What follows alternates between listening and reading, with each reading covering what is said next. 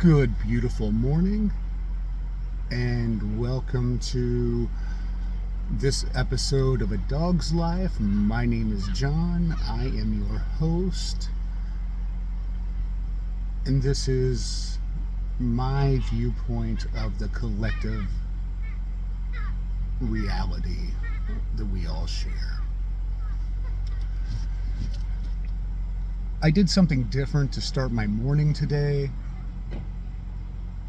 After I got up, I was heading out.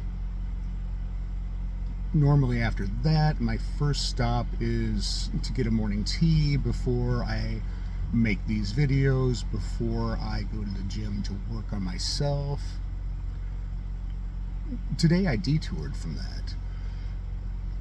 I took, about 45 minutes. The sun was just coming up as I was leaving, and I went to the top of a parking garage, and I parked against, I went all the way up to where it was open. I parked against the barrier, I put my tailgate down, and I just sat and I closed my eyes and just listened to the rhythm of life. Getting away from the daily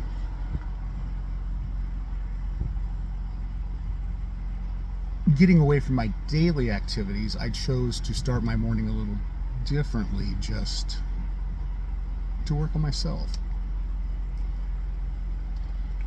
After I had finished that, I started to take one picture, which turned into about 20 pictures just of the beauty of this collective journey that we all share. I do not post much anymore on social media.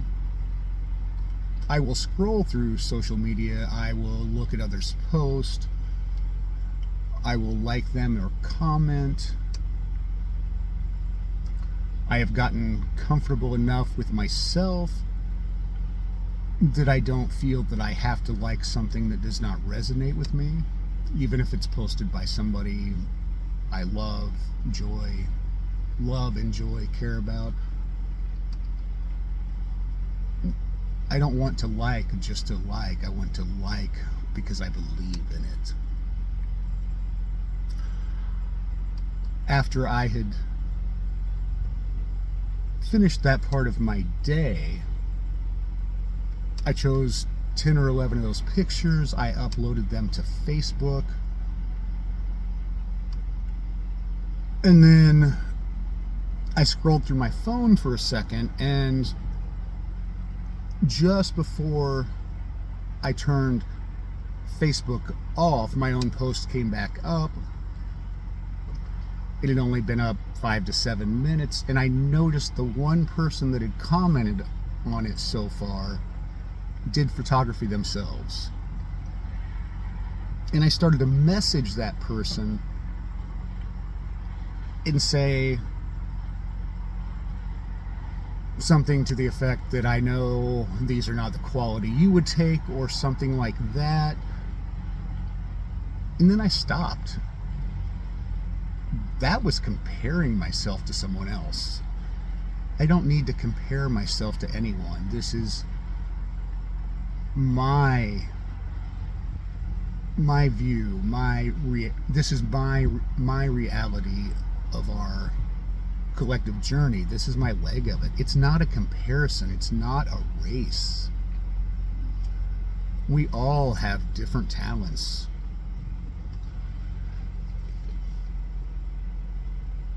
I can't weld, so do I talk down to myself because I can't weld? No. That's just not my talent. We all have different talents. We are all beautiful and unique and stunning in our own way. Why would I compare myself or belittle myself because someone else can do something I can't? I can do things that they cannot. We get so caught up in comparing ourselves to others that we get to realize how beautiful, unique, and intriguing we are.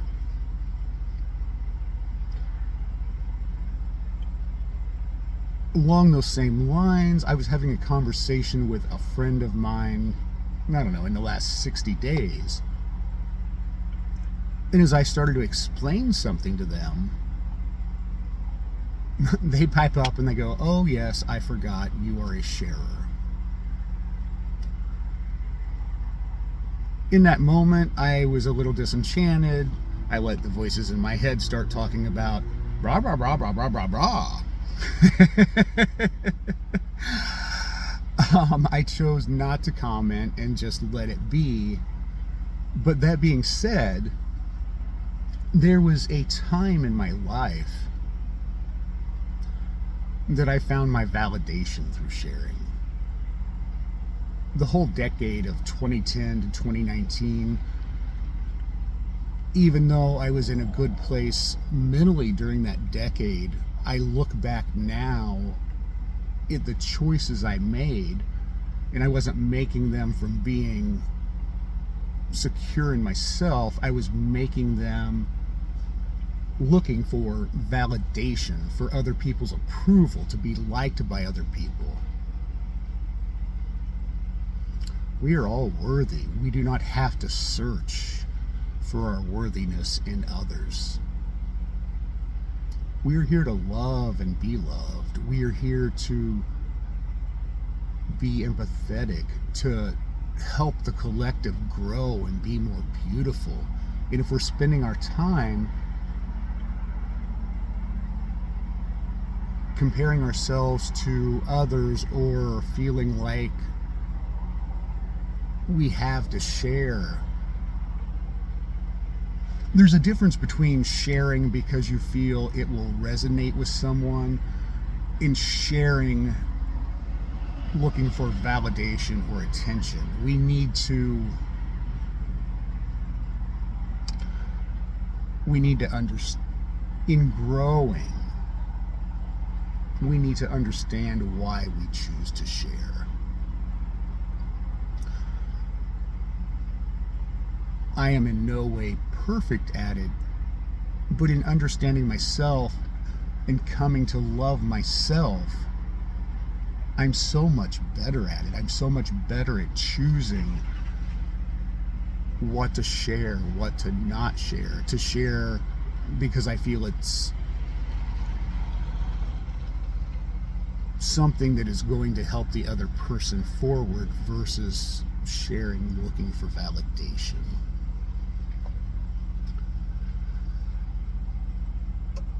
Oh, us crazy, crazy humans. As I was on top of this parking garage,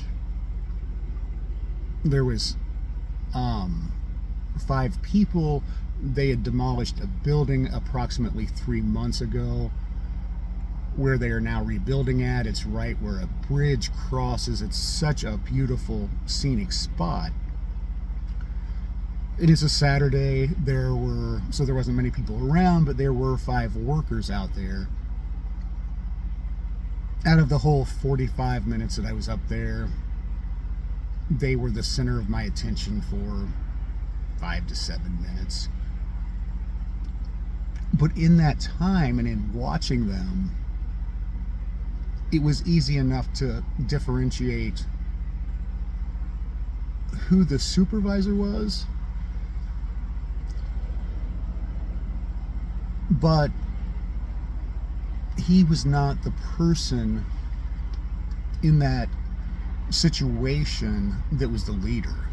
He was the supervisor, but he was not the leader. So out of the other 4 that were the workers, you could tell by the interaction between them, between the 5 of them, 4 of them being workers, 1 of them being a supervisor, and the one worker took pride in what he did. He beloved. You could just tell that he cared about what he was doing. And you just, being in a supervisory position does not make you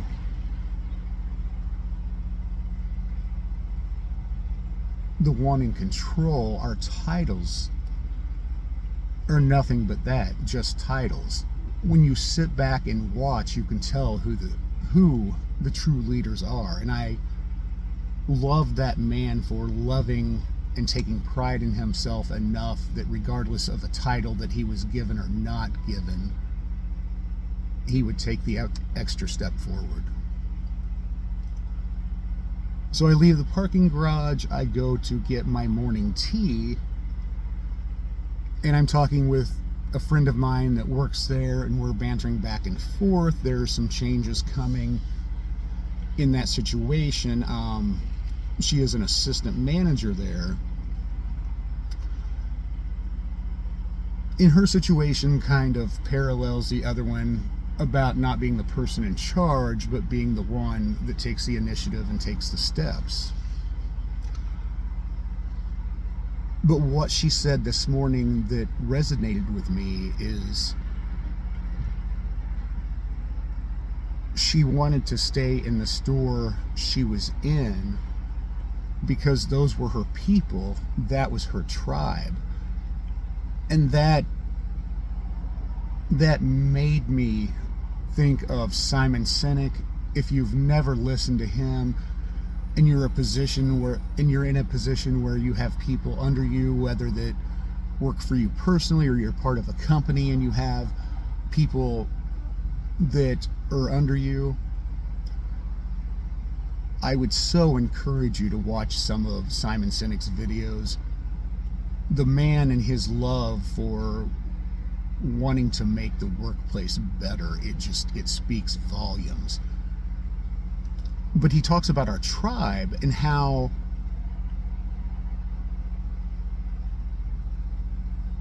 we don't choose to stay necessarily because of the paycheck or because of the benefits. Let me rephrase that. We don't choose to go above and beyond. We don't choose to make a difference in that role we play because of the paycheck or because of the benefits. We choose to do that because we believe in the person above us and in their love for us and in their having our backs. We all need to find our tribes not only in our workplace but in our personal life. Back to me and oversharing. It's not about the sharing, it is about the sharing, but it's about choosing our tribe to share it with. Choosing ones to be close to us, that have our backs, that really understand us, that want to see the better side of us. Be selective with who you put your value in, who you spend your time with. That time is yours. It's more valuable than money. It's more valuable than the hit of dopamine you get because you shared something that wasn't yours to share.